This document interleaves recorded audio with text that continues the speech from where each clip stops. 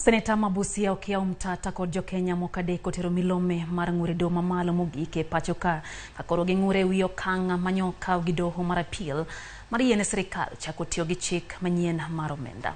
Omtatah, Eliud Karanja, Benson Odiwuor kod Ongima Igoro koni ok gimor kod ng'eto mar jong'ad buche Mohamed Warsame, Catherine Mnoti kod Helen Omondi.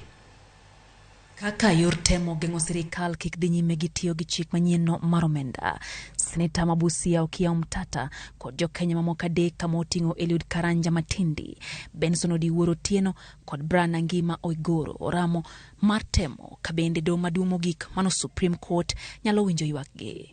Ji ang'wen go ne osechiwo milome ne doho mar Supreme mar lero ni gichwalo ng'ur ewi ng'etno manyocha ogol chieng' tich abich juma mokalo gi joyal buche adek mag doho mar appeal manyocha ochiwo thuolo ne chikno ochak tiyo.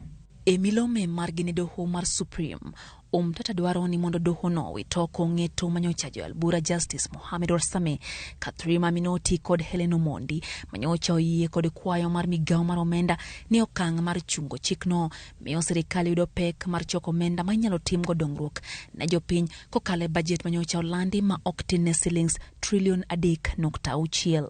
Jatend migawo mar omenda ma pacho ka Njuguna Ndung'u nyocha opedho ywak ne doho mar appeal bang' ka doho mamalo yande ochungo chikno kik chak tiyo kapod iwinjo bura makwede.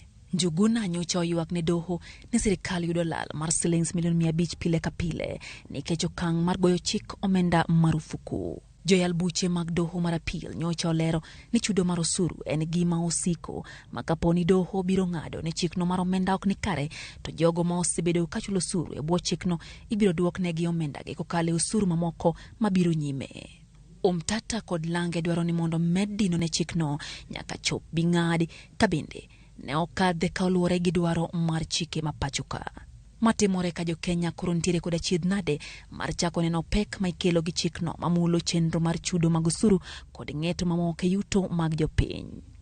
Kambi mar Safaricom nyose lando ni dhi medo nengo mar tudruok koluwore gi chik manyienno mano oriwo nengo mar goyo simu, oro ote machuok, tiyo kod teko mbui to kod omenda ma ijugo kuom tiyo gi yor oro pesa mar M-Pesa.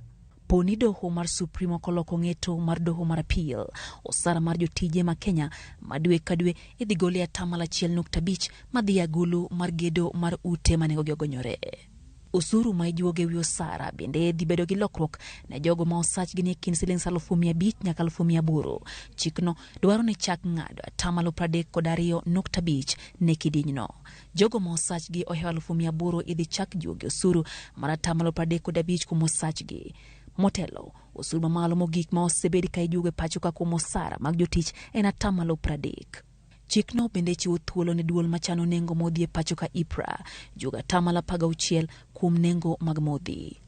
IPRA to kata kamano nyocha osechako kete tim chikno kata odok ni doho yande ochunge. Sirikal ntiere kod lek mar choko shillings bilion 311 kokale chikno manyien mar omenda mondo mi otigo e keto yot ni chopo dwach budget mar Kenya e hik omenda ni. Kwa dhi mago mag somo nyakore